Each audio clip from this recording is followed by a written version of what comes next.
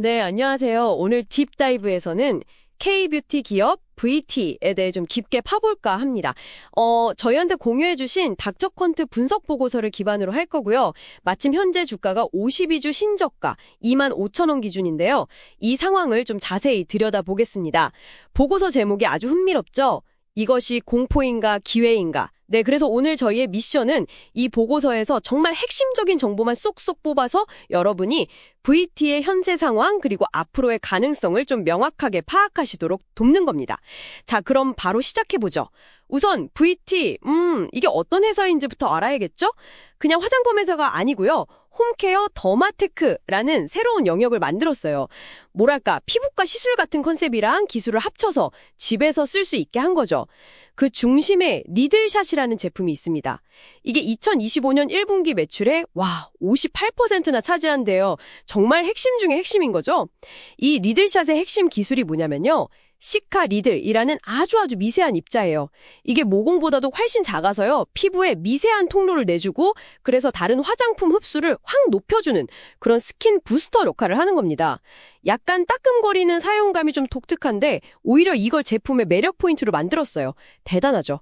덕분에 화장품 사업 영업이익률이 무려 33%에 달한다고 합니다. 네, 맞아요. 바로 그 지점.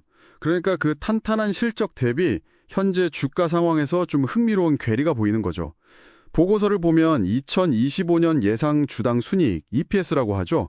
이게 한 2,430원으로 추정이 돼요.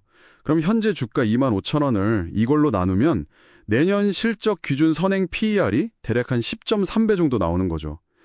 근데 이게 어느 정도 수준이냐면 동종업계 평균 PER은 16.4배거든요. 그러니까 VT는 2024년 예상 ROE 자기자본 이익률이 56%에 달할 정도로 엄청난 성장성을 보여주고 있는데도 불구하고 주가는 업계 평균보다 훨씬 낮게 평가받고 있는 거예요. 이게 바로 보고서가 말하는 펀더멘털과 괴리된 가격의 핵심 근거라고 할 수 있습니다.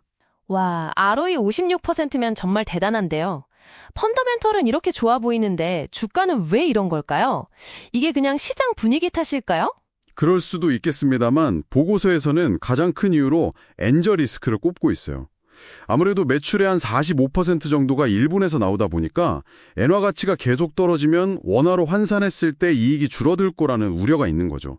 그게 투자 심리를 좀 강하게 억누르고 있다, 이런 분석입니다. 아, 엔화 약세가 발목을 잡고 있다는 거군요. 하지만 위기 속에서도 미래 성장 동력은 봐야겠죠.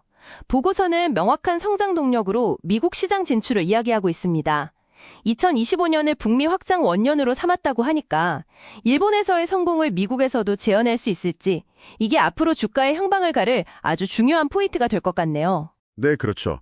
그리고 좀 더 큰 그림에서 보면 이른바 스마트머니의 움직임도 주목할 필요가 있습니다.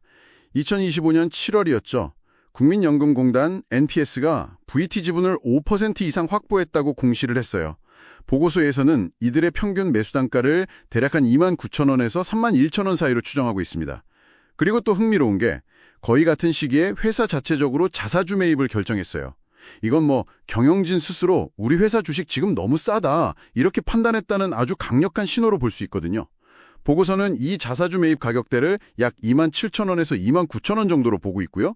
그러니까 현재 주가 25,000원은 이런 기관 투자자나 회사 내부자들이 샀다고 추정되는 가격보다도 더 낮은 수준에 있다는 계산이 나오는 거죠. 자, 그럼 정리를 한번 해볼까요?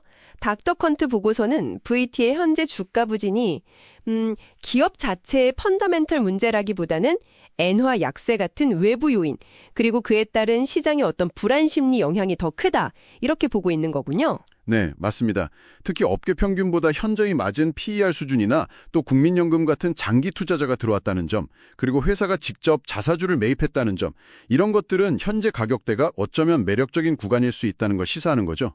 물론 가장 큰 변수는 역시 엔화 환율이 앞으로 어떻게 될지, 그리고 야심차게 준비 중인 미국 시장에서 정말 성과를 낼 수 있을지 이 부분이 될 겁니다. 좋겠습니다. 마지막으로 이런 질문을 한번 던져보면서 마무리하면 어떨까 싶네요.